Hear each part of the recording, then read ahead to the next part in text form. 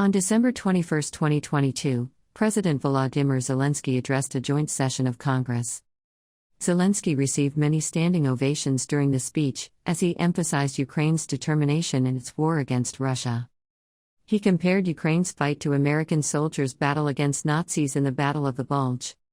During his 20-minute speech delivered in English, Zelensky stated that Ukraine would never surrender. House Speaker Nancy Pelosi accompanied Zelensky and compared his address to Winston Churchill's 1941 speech after Pearl Harbor and U.S. entry into war. Pelosi mentioned that her father was a congressman and present during Churchill's address.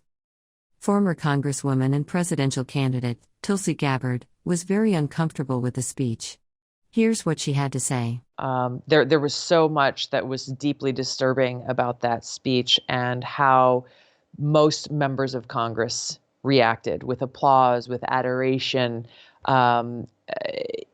treating him as though he is some hero or rock star. I think one of the things that, in addition to the point that you mentioned about we have actively, and I hold our leaders responsible. Zelensky's going to do what Zelensky's going to do, but I hold our leaders responsible, President Biden, Democrat, Republican leaders in Congress, responsible for the decisions that they have made that have put the American people and our country at risk by escalating this war against a nuclear-armed power, pushing us to the brink of nuclear catastrophe with no plan, with no investment, saying, okay, well, here we are. Good thing we went and invested trillions of dollars in underground bunkers for every American citizen to go and take shelter because we've put you in this situation. They've not done that at all. If anything, they've done it for themselves, but not for the American people, which leaves us in a position of perish in that scenario.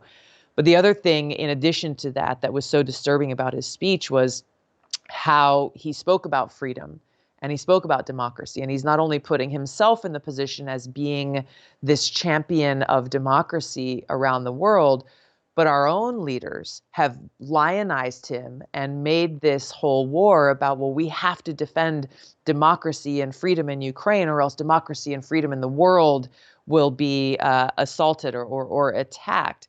Well, let's look at what kind of democracy Zelensky is leading in Ukraine. You know, he not only jailed his political opponents very, very, very early on, he banned their entire political party. There are so many different, he shut down any media that was not controlled by him and his government, essentially. So no free speech, no room for any political opposition. And then he went after religion. No religious freedom in this country. He shut down the second largest Christian church in that country. And for what?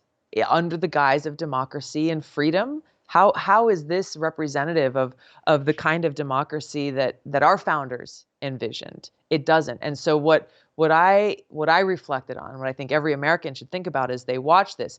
This is the guy they have put as the figurehead of democracy. And we saw Republicans and Democrats cheering and applauding for this person who doesn't believe in free speech, doesn't believe in freedom of religion, doesn't believe in freedom or democracy really at all.